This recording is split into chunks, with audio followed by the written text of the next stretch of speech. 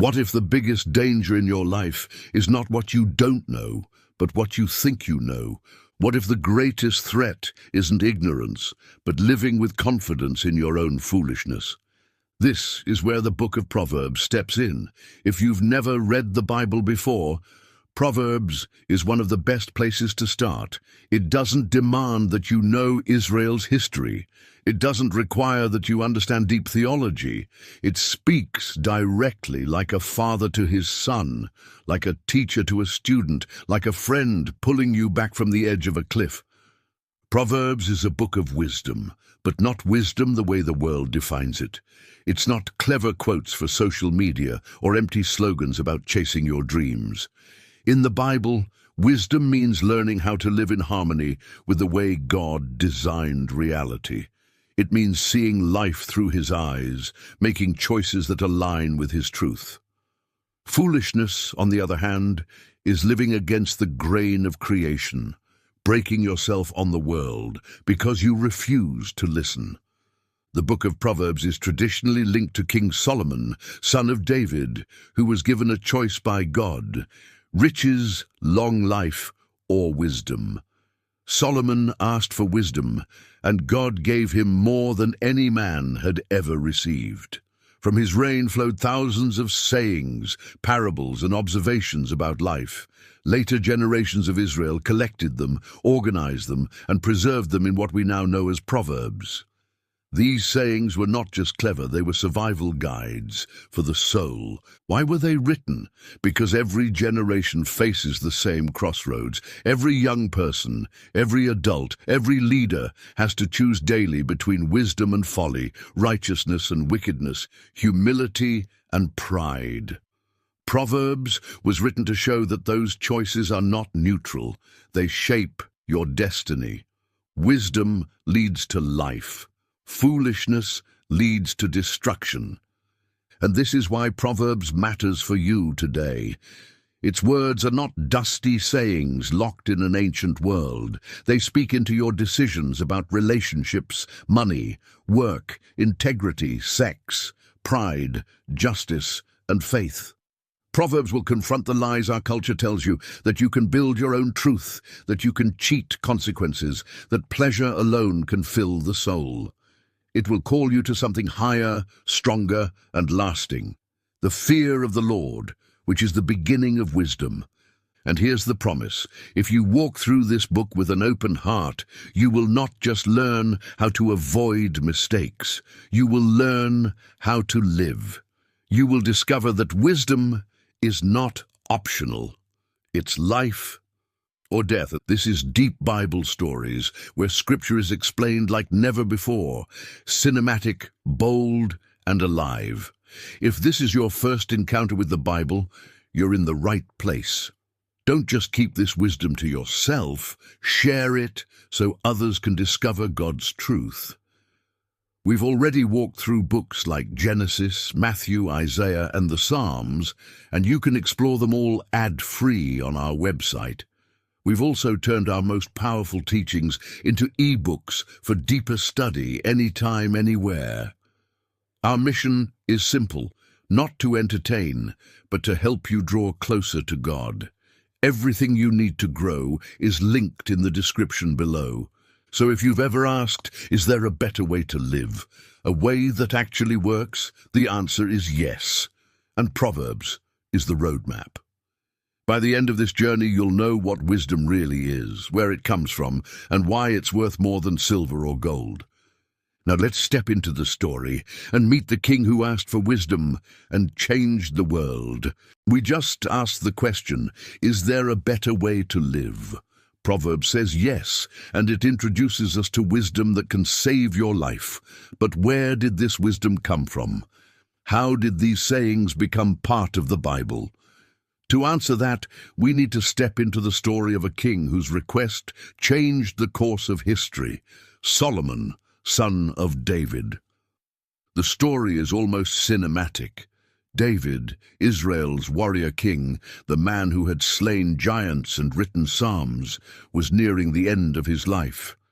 The crown passed to his son Solomon, a young man stepping into responsibility too great for him. He was not the strongest. He was not the most experienced.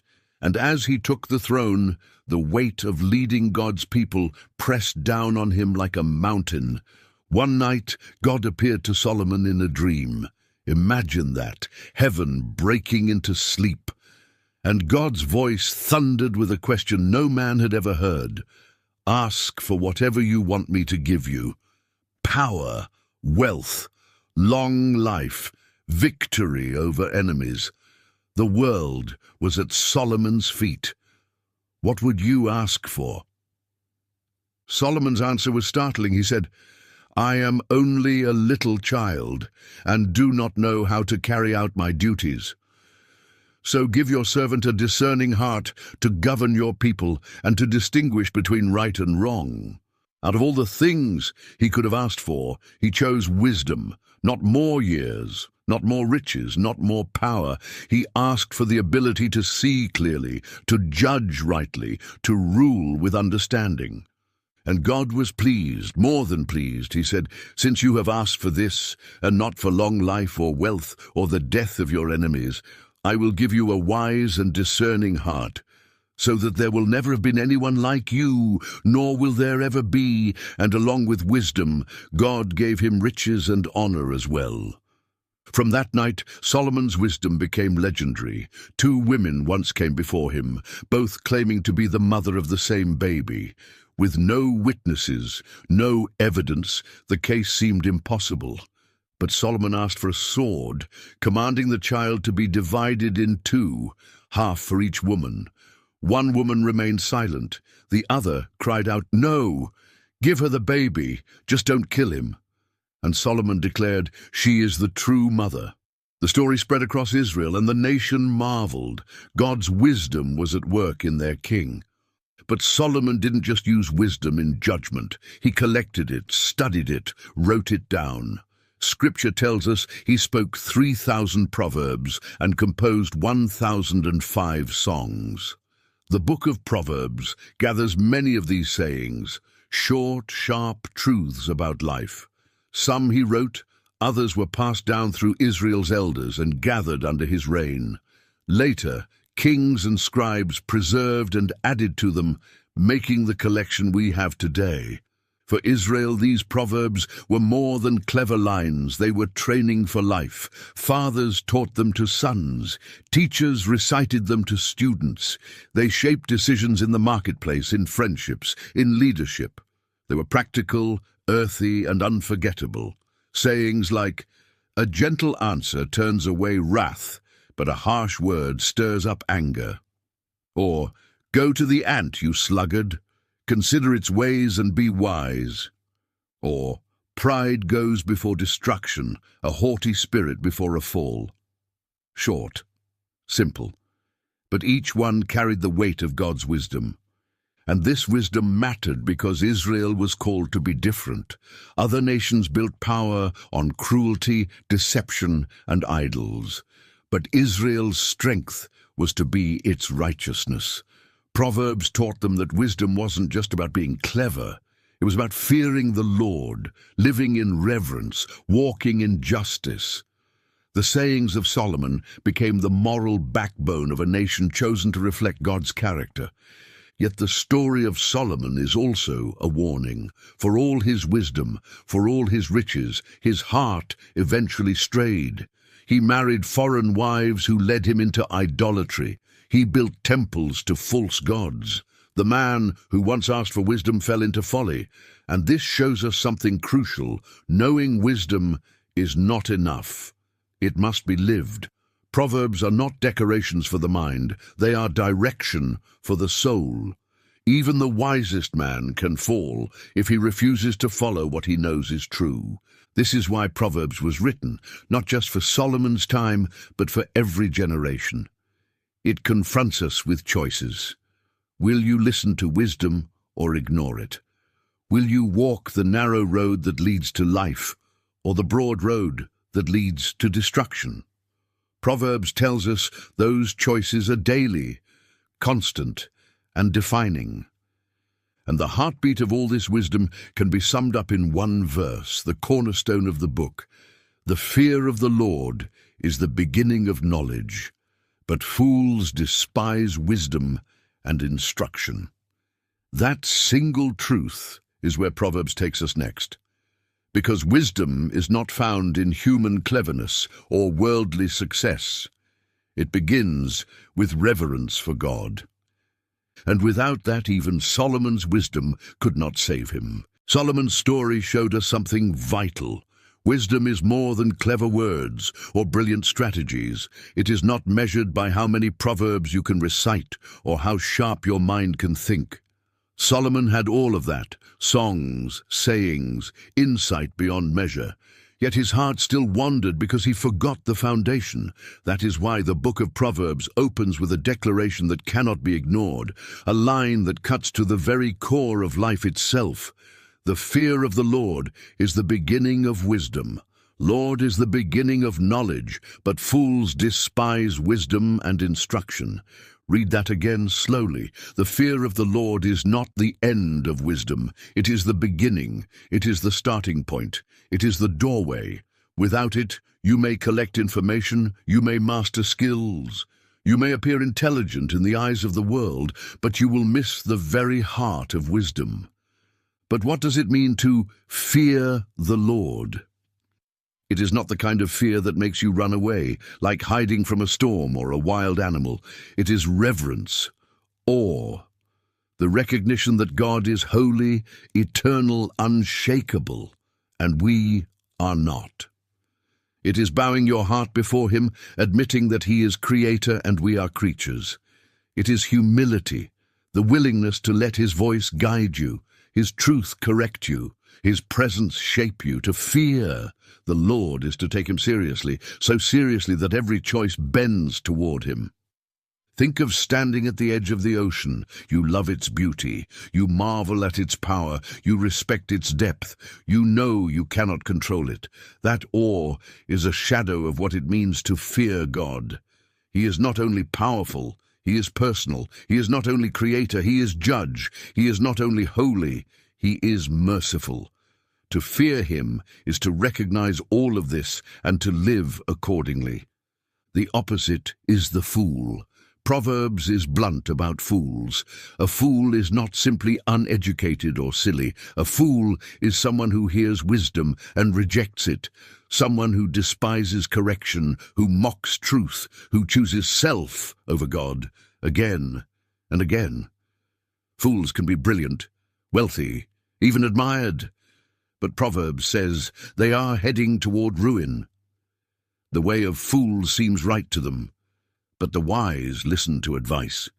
A fool finds pleasure in wicked schemes, but a person of understanding delights in wisdom. Over and over, Proverbs draws the line. Wisdom begins with God. Folly begins with pride. For Israel, this was not theory. Their history proved it. When they feared the Lord, obeying His voice, they flourished. When they turned to idols, mocking His commands, they fell into destruction. The fear of the Lord was not just personal, it was national. It was the difference between blessing and exile. For us today, the principle is no less urgent. We live in a world drowning in information, but starving for wisdom. Knowledge is everywhere. Online, in books, in classrooms, but wisdom is rare. Why? Because wisdom requires humility before God, and humility is the one thing our culture resists. The world tells you to be your own authority, to define your own truth, to follow your own heart. Proverbs tells you that road ends in disaster. The fear of the Lord is the only path that leads to life. And here is the beauty. When you begin with the fear of the Lord, everything else starts to make sense. Relationships, work, money, speech, decisions, all of them find clarity when anchored in reverence for Him. Without that, they all twist into folly. With it, they become pathways of blessing. This is why the very first lesson in Proverbs is not about work, money, or even friendship. It is about posture. How you position your heart before God, because if you get this wrong, everything else crumbles. But if you get this right, you are building on rock, not sand. And this truth sets the stage for the opening chapters of Proverbs, where wisdom speaks like a parent to a child, pleading, warning, guiding. A father's voice, a mother's instruction, calling their children away from danger and into life. The fear of the Lord is the beginning of wisdom. That is the foundation. But Proverbs does not stop at foundations. It builds a house you can live in. And the first rooms it builds are not filled with abstract ideas or complicated philosophies. They are filled with the sound of a parent's voice, a father calling to his son, a mother urging her child. Before anything else, Proverbs comes to us like family. Over and over in the first 9 chapters, we hear it. My son, listen to your father's instruction, and do not forsake your mother's teaching. They are a garland to grace your head and a chain to adorn your neck. This is not cold law. It is not a distant command. It is the voice of someone who loves you, warning you of dangers ahead, pleading with you not to walk blindly into destruction. The first warning is about companions. My son, if sinners entice you, do not give in. It sounds simple, but it is life or death. The wrong crowd has destroyed more lives than any weapon. The father describes men who say, "Come with us, let's lie in wait for blood, let's ambush some innocent soul." They promise quick gain, easy money, instant belonging. But the Father's voice cuts through. Such is the path of all who go after ill-gotten gain. It takes away the life of those who get it. Then comes the warning about greed. Proverbs shouts against the lie that wealth can save you. Do not wear yourself out to get rich. Have the wisdom to show restraint. Greed blinds, deceives, enslaves. A little with righteousness, Proverbs says, is better than great gain with injustice. And then, with urgency, the father warns about one of the oldest traps, sexual temptation. Chapters 5, 6, and 7 paint the picture vividly. He warns his son about the adulterous woman, her lips dripping honey but her path leading to death. He describes a young man, lacking sense, wandering near her corner, taken in by her smooth words, like an ox led to slaughter. The warning is clear. Sin always promises sweetness, but ends in bitterness. Always. But notice something beautiful here. The warnings are not only about avoiding evil, they are about choosing life. In contrast to the adulteress, Proverbs introduces Lady Wisdom. She stands in the streets, raising her voice, calling out, "How long will you who are simple love your simple ways? Repent at my rebuke, and I will pour out my thoughts to you." Wisdom is not hidden. It is not locked in temples or reserved for the elite. She cries out in public places, offering life to anyone who will listen. This is what makes Proverbs so powerful. It does not just condemn, it invites. It does not just warn, it offers. The Father's voice is not the voice of fear, but of love, pleading with his children to walk a better path, a path that leads to blessing, not ruin. For Israel, these opening chapters were not just advice for youth. They were survival instructions for a nation. A people chosen to reflect God's holiness could not afford to be swallowed by violence, greed, and lust. Fathers taught these lessons at home. Mothers repeated them in daily life. It was family discipleship, passing wisdom from generation to generation. For us, the message is no less urgent. Every temptation described here is still alive. Peer pressure, greed, sexual sin. They dress differently in modern clothes, but they are the same voices whispering, "Come with us." And the Father's warning is the same, "Do not go." But Proverbs also lifts our eyes beyond earthly parents. The father and mother here become symbols of God's own voice. The warnings are not only family advice, they are divine wisdom calling us away from death and into life. And the choice remains ours. Will we listen or will we ignore?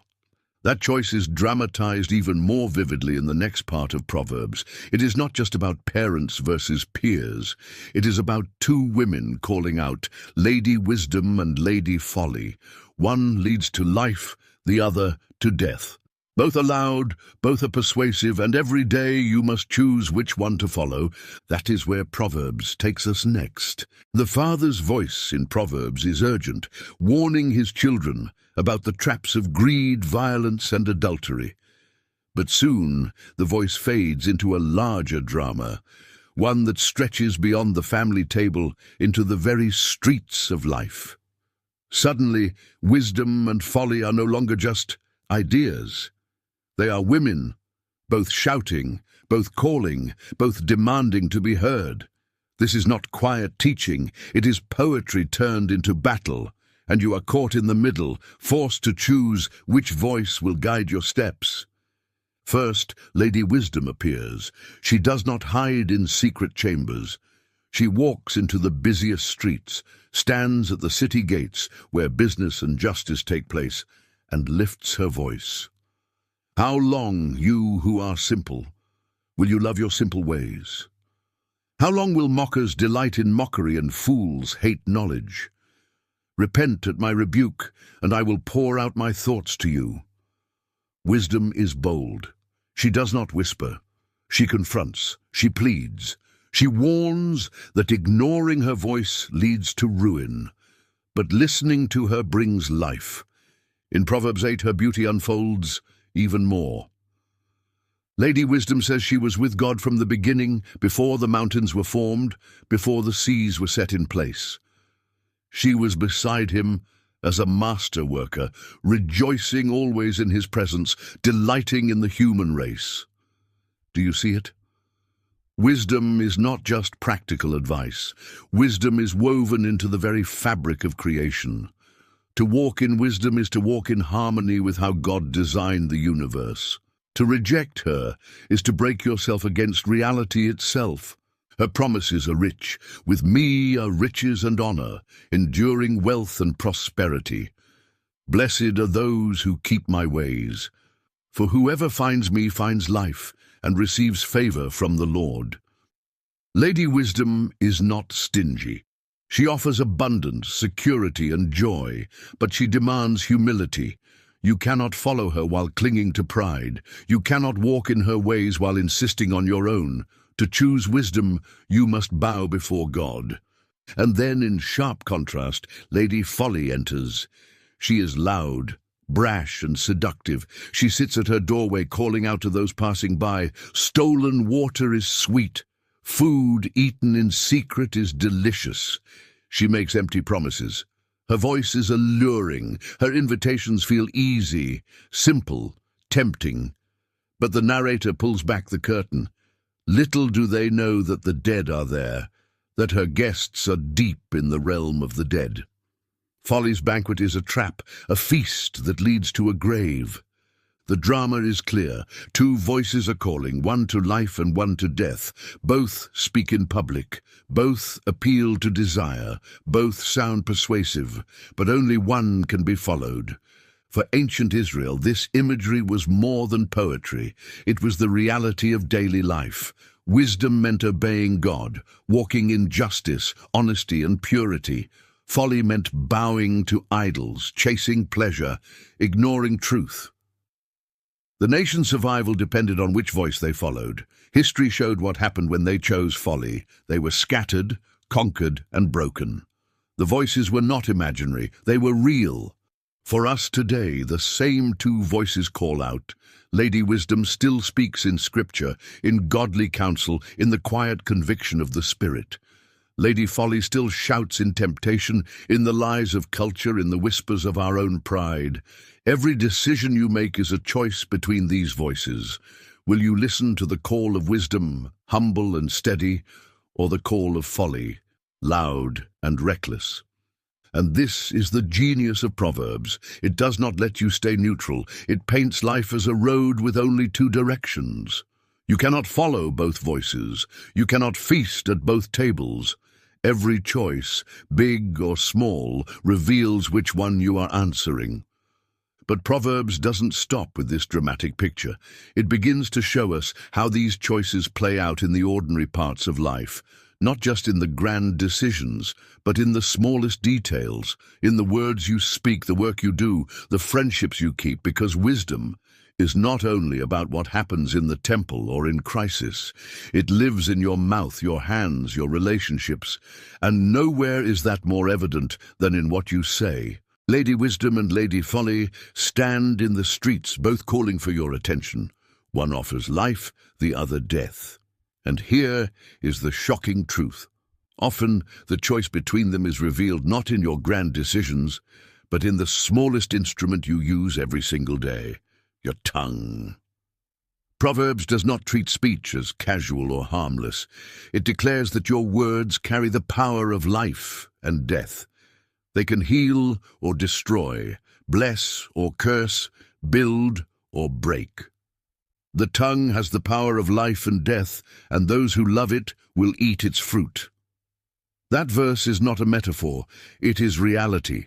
Wars have been started by words, families have been shattered by gossip, friendships have been poisoned by lies, but words have also comforted the grieving, restored the broken, and ignited hope in the hopeless.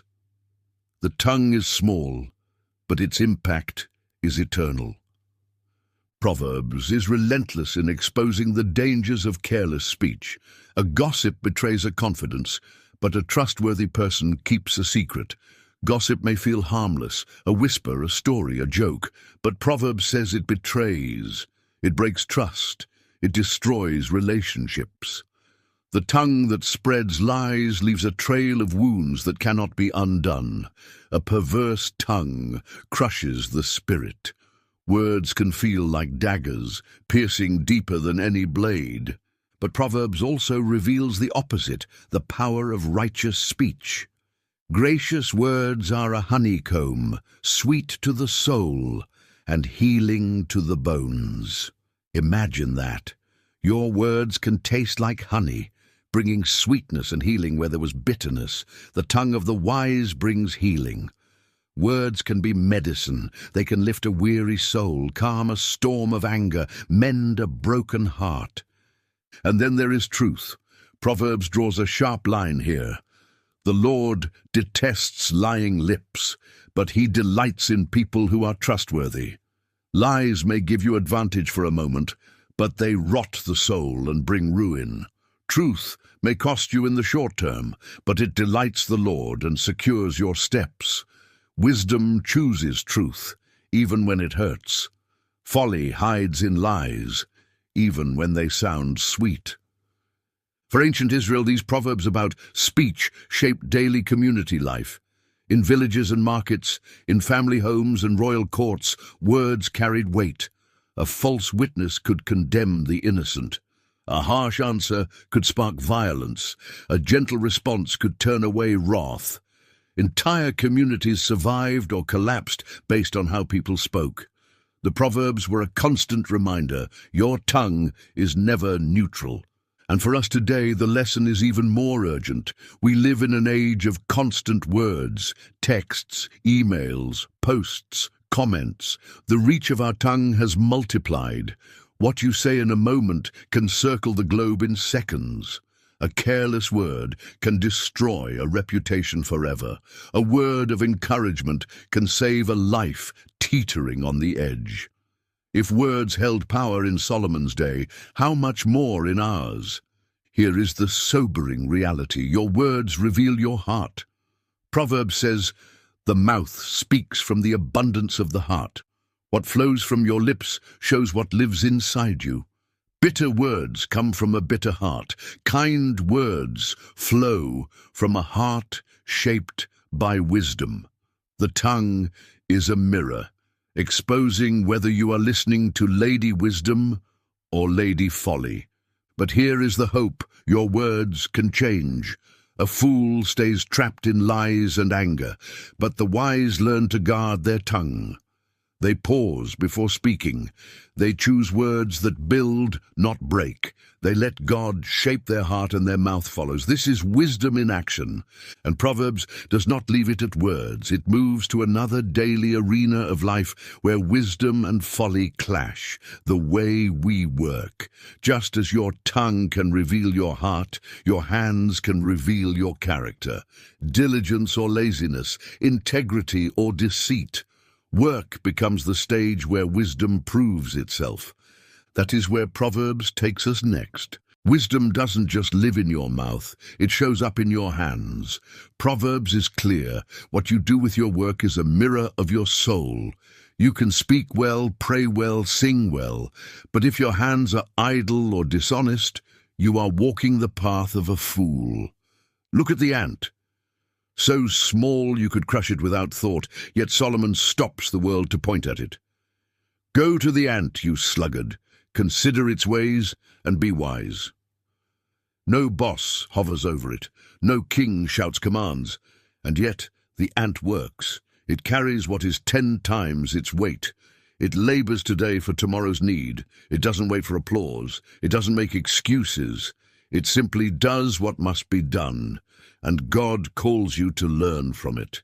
Now look at the sluggard, the fool of labor. He says, "There's a lion in the road," as if danger excuses his laziness. He buries his hand in the dish, but is too tired to lift food to his mouth. He folds his arms, mutters, "Just a little more sleep," and doesn't notice the weeds choking his field, the walls of his vineyard collapsing, the harvest withering before his eyes.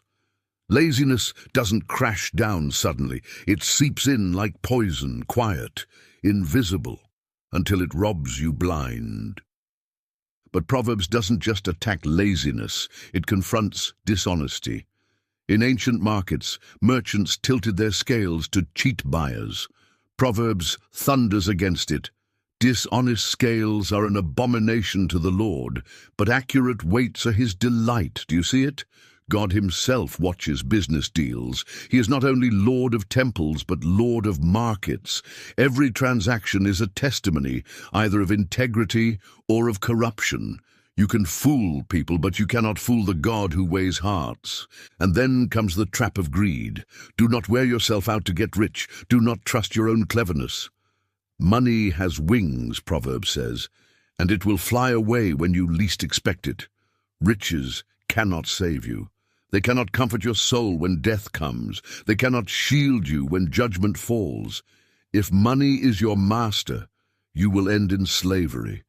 For Israel, this was life or death wisdom. Their fields, their herds, their daily labor were not just survival, they were worship. A lazy farmer starved his family. A dishonest merchant poisoned his community. But a diligent worker and a righteous leader reflected the character of their God. For you, nothing has changed. Laziness wears new clothes now. It looks like endless scrolling, endless entertainment, endless avoidance.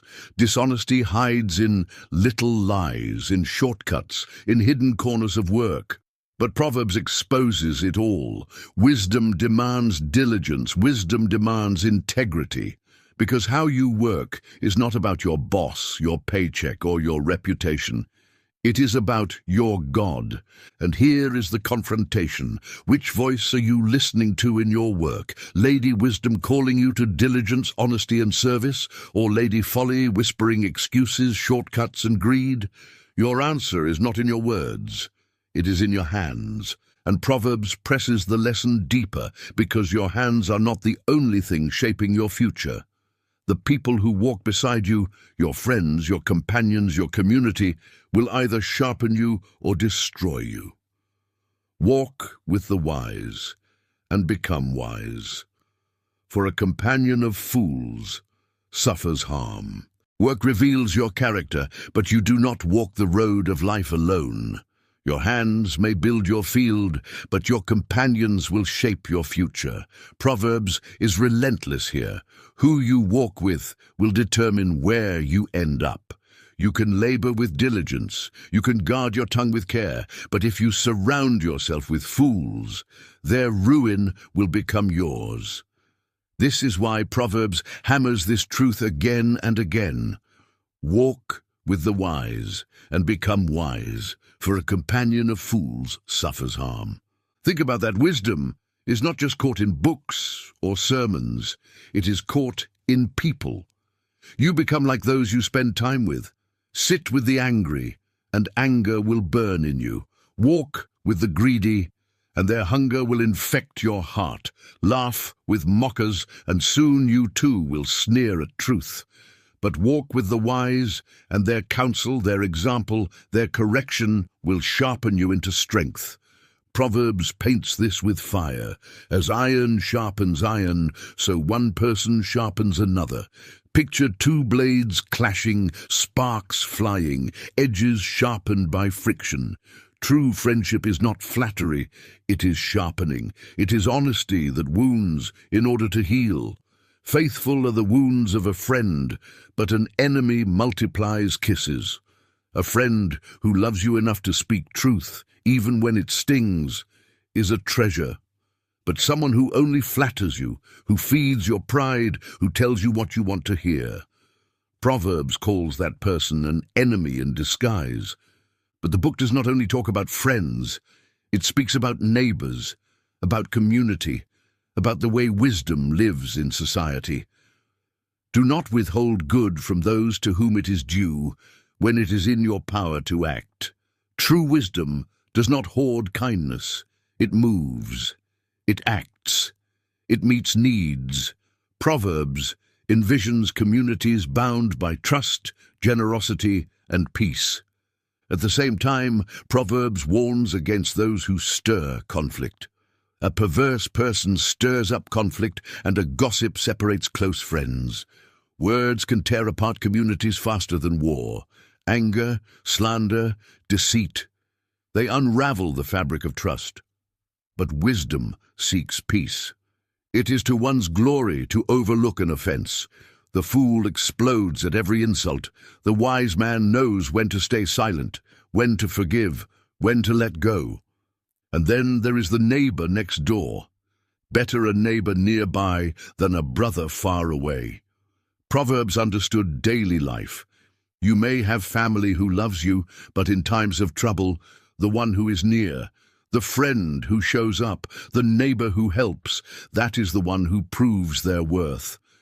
Wisdom teaches us to be that neighbor, to live so that others are blessed by our presence, not harmed by it.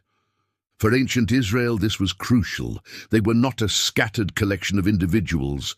They were a covenant people. Their survival depended on trust, on unity, on shared strength. A foolish friend, a deceitful neighbor, a violent companion could not only ruin one person's life, they could jeopardize an entire community. For us today, the lesson is no less urgent. We live in an age of digital friends and shallow connections, yet Proverbs calls us to something deeper, to friendships that sharpen, not dull, to communities built on peace, not conflict, to neighbors who act, not just speak. Wisdom asks you, who are you walking with? Who shapes your heart? Who has your ear? Because their path will become your path. And here is the sharp edge. You cannot walk with both wisdom and folly. If you walk with the wise, their discipline will challenge you. Their counsel will stretch you. Their faith will steady you. But if you walk with fools, their chaos will drag you into ruin. This is not neutral, it is destiny. But Proverbs doesn't stop at friendship. It presses further into the spaces of power and responsibility, into money, justice, and leadership. Because wisdom is not only about private life and personal circles. It's about how societies are built, how leaders rule, how business is conducted, how justice is upheld. Wisdom is not small. It shapes nations. And that is where Proverbs takes us next. Friendship and community reveal who you are becoming. Walk with the wise, and wisdom rubs off on you. Walk with fools, and their ruin becomes yours. But Proverbs does not stop at your circle of friends or neighbors. It stretches further into the heartbeat of society itself, into money, justice, and leadership. because wisdom is not just private, it is public. It shapes the marketplace. It guides rulers. It builds or destroys nations. The first lesson is about money. Proverbs never denies its power. Wealth can provide security, opportunity, even joy. But it also comes with danger. The blessing of the Lord brings wealth without painful toil for it. In other words, wealth that is truly a blessing comes from God, not from schemes or oppression. Better a little with righteousness than much gain with injustice. That line pierces like a blade. The world says more is always better. Proverbs says righteousness is worth more than riches. What matters is not how much you have, but how you got it and what you do with it. Greed is exposed as a lie. Do not wear yourself out to get rich. Do not trust your own cleverness. Greed promises freedom, but delivers slavery. It devours your peace. It blinds you to people. It makes you worship the gift instead of the giver. Proverbs unmasks greed as a god that never satisfies, always demanding more. And then there is generosity. Whoever is kind to the poor lends to the Lord, and he will reward them for what they have done. Do you see how radical that is? Giving to the poor is not charity. It is a loan to God Himself. The Lord identifies with the needy, and generosity becomes an act of worship. A generous person will prosper. Whoever refreshes others will be refreshed. Proverbs insists, wealth is not just for keeping, it is for blessing. From money, Proverbs turns to justice. To do what is right and just is more acceptable to the Lord than sacrifice. Israel's neighbors built temples filled with rituals, sacrifices, and offerings. But Proverbs declares that what God values most is justice, fairness in business, honesty in judgment, compassion for the vulnerable. The Lord detests differing weights, and dishonest scales do not please Him. In the marketplace, crooked scales robbed the poor. God called it an abomination. For Him, justice was not optional, it was central. And then we hear the wisdom for rulers. Proverbs speaks often to kings because leadership was sacred. A king's decisions could bless a nation or plunge it into ruin. By justice, a king gives a country stability, but those who are greedy for bribes tear it down. Leadership, Proverbs says, is not about power. It is about righteousness. A corrupt ruler is worse than no ruler at all, but a righteous ruler reflects the very reign of God. Through love and faithfulness, a king's throne is made secure. Through love, his kingdom is upheld. For Israel, these truths were urgent. They were a covenant nation, chosen to reflect God's character. If their markets were corrupt, if their leaders were unjust, if their people were greedy, they betrayed the very God who called them. Proverbs was not just advice for individuals, it was wisdom for the nation's survival. And for us today, the voice of Proverbs still speaks. In every transaction, every paycheck, every business deal, God watches. In every seat of power, every court, every government, God measures justice. In every act of generosity or greed, God weighs the heart. The same God who delights in honest scales, who calls generosity worship, who warns rulers to govern with righteousness, still reigns. But here is the confrontation. Wisdom will not let you hide behind just business. It demands honesty in the office as much as in the temple. It demands justice in leadership as much as in prayer. It demands generosity in the marketplace as much as in worship. Proverbs declares that the way you handle money, power, and people reveals who you serve, God or yourself. And the book ends by driving that wisdom home in one of the most famous portraits of all, the woman of strength. Proverbs 31 takes all of its lessons, diligence, integrity, generosity, wisdom, and shows them embodied in a life. It is not just about gender, it is about what wisdom looks like when it walks, works, speaks, and blesses.